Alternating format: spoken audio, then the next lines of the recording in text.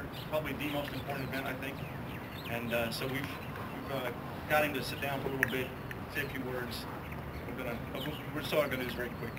And the reason why he really wants this thing fast is not so much that he doesn't like ceremonies and all the rest of it, but it's because he thinks it's inconveniencing all of you for being here, right? That it takes time out of your days and all the things that you've got to do. And so that's, again, just points to the selfless sacrifices that we make in the military every day and what Mac has done for us.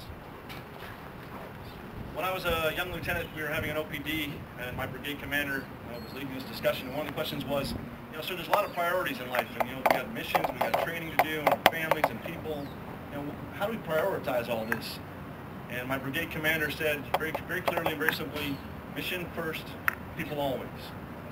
And that has stuck with me for the past 20 years, and how I look at what we're supposed to be doing as leaders for our folks, and for how we're supposed to treat each other in this job.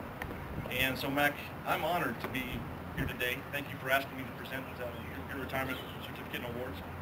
It is not an inconvenience to me. To me, I think it is one of the most important things I can do. And again, the most important day of a military person's career is his retirement. And Cheetah also believes it's a very auspicious day. It's the King of Thailand's 81st birthday today. And so it's a good luck day to start a new career, start a new life. And so I think we're on the right track. Mac's career started back in 1986, and for some folks that are standing in formation today, they weren't even born back in 1986. Some of us hadn't gotten out of high school yet and had not put on a uniform. So for 23 years, he's been doing this, and that's a long time. We were talking yesterday, and he remarked, it seems like just yesterday that I walked through the gates of Fort Sill, Oklahoma, and Lawton, Oklahoma, to go start my basic training. And I completely understand where he's coming from. The time really goes by fast. So as he reflects on his career, I think you'll find that Mac really enjoyed what he did, and is going to miss what he's doing now. But it is time to start a new career path and start a new page in his life. Mac's been in some interesting places for the first 13 and a half years of his career as a field artillery guy. Fort Sill, Oklahoma, Fort Drum, New York, Camp Stanley, Korea, Schofield Barracks. At Schofield Barracks, he participated in Operation Democracy in 1995. So he's done some things, he's been around. He thought he wanted to see what the other side of the fence looked like after 13 and a half years, got out, and a year and a half later, he was an active Guard and Reserve guy, back in the military again, working full time, so that didn't take.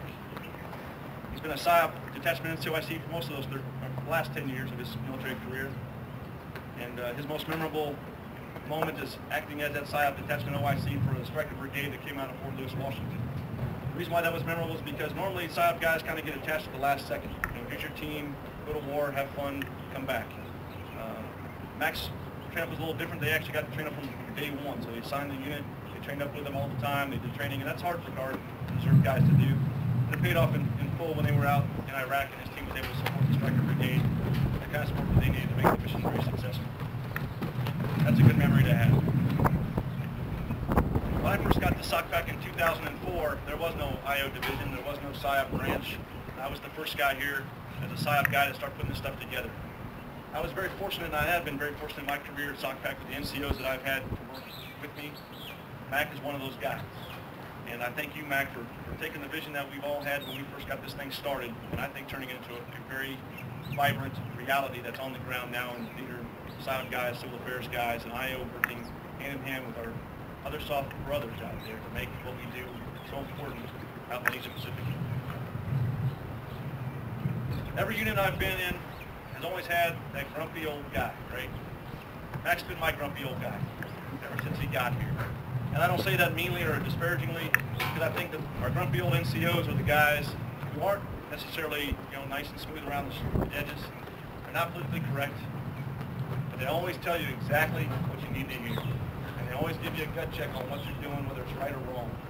And Mac's always done that to me. He's never been afraid to tell me stuff I didn't want to hear. Never been afraid to tell it to me twice, even if I didn't want to hear it the second time around. But he's always given me that kind of feedback that says maybe I ought to recheck myself, think about what I'm doing, give some new guidance, and move out. So Mac, again, thank you for that. I hope you never change in that regard. Maybe a little bit more difficult on the outside with new bosses. For here, it was good for me to have, so I appreciate that very much. Mac's going to stay in Hawaii after he retires. Probably finish up some schooling. He's been doing some instructing work as a scuba instructor, so if you need to get a license, he's the guy to turn to. I'm pretty sure he's not going to drown you, but then again, You never know. So keep that in mind. Conchita is also going through the dental assistance program up at Schofield, so very likely that you're going to see them in the future here on the island if you're running around, especially up in the Schofield area. Whatever you do, Matt, Conchita, I wish you the best of luck.